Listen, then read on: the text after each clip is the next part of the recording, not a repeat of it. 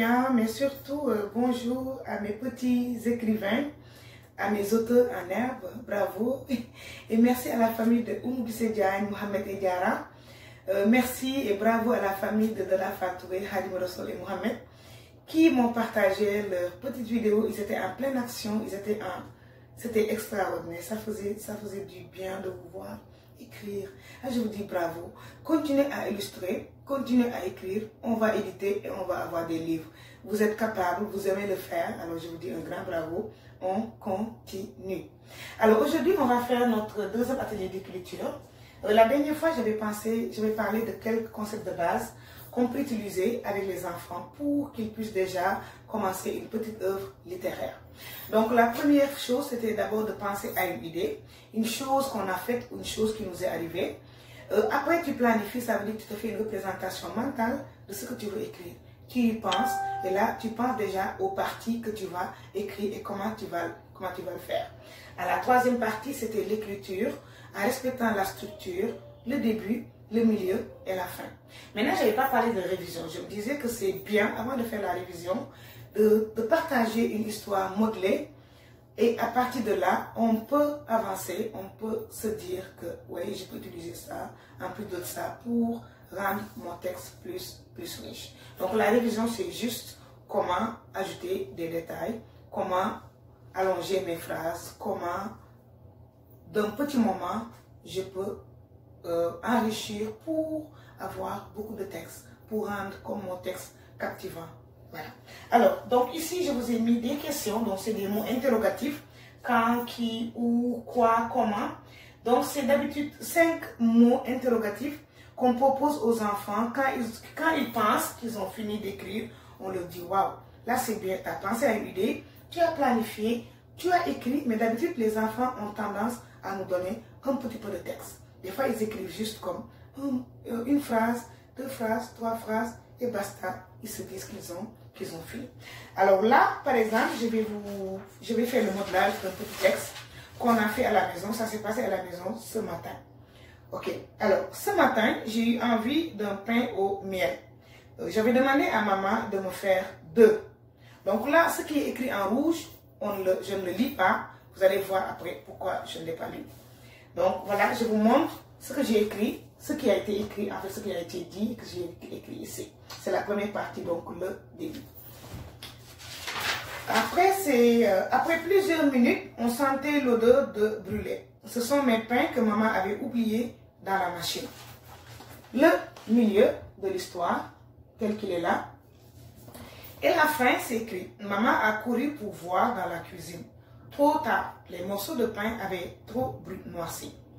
J'ai fait semblant de ne pas voir maman qui les cachait pour mettre d'autres pains à griller.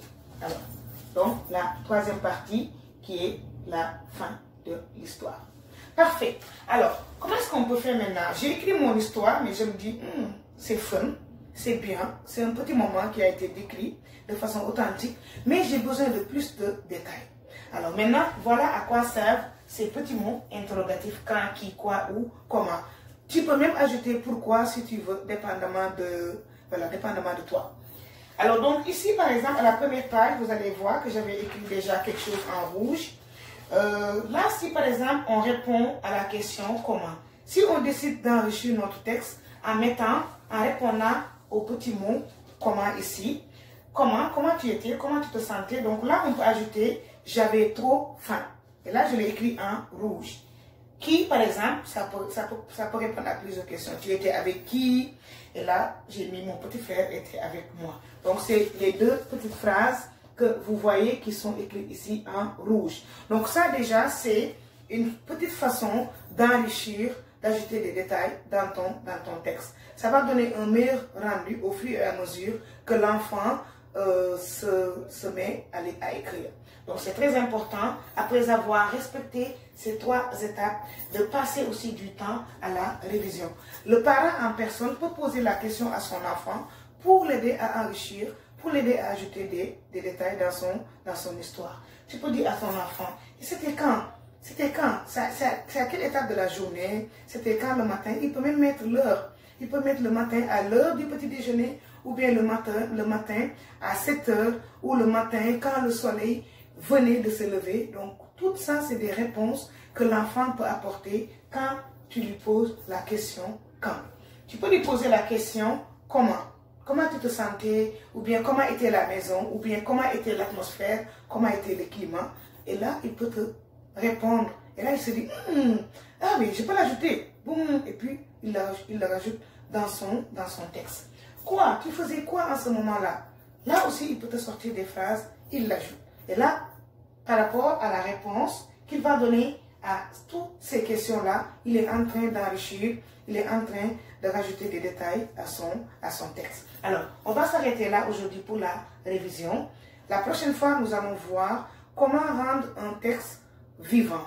Comment tu peux ajouter des émotions à tes personnages, comment tu peux les faire parler, comment tu peux les faire bouger, comment tu peux les faire penser. Moi, je pense que dans l'écriture, peut-être c'est l'étape la plus excitante. C'est l'étape qui est vraiment comme super, parce que les enfants se mettent à faire parler les personnages, ils les font bouger. Des fois, tu as l'impression que quand tu les lis, les personnages marchent, sortent de la page et continuent à marcher. Voilà ce qui fait la beauté de l'écriture. Alors, à mes petits auteurs, je vous dis un grand bravo. J'ai hâte de voir les vidéos, j'ai hâte de donner de la rétroaction qu'on partage. Sur ce, je vous souhaite une excellente journée. Au revoir et merci.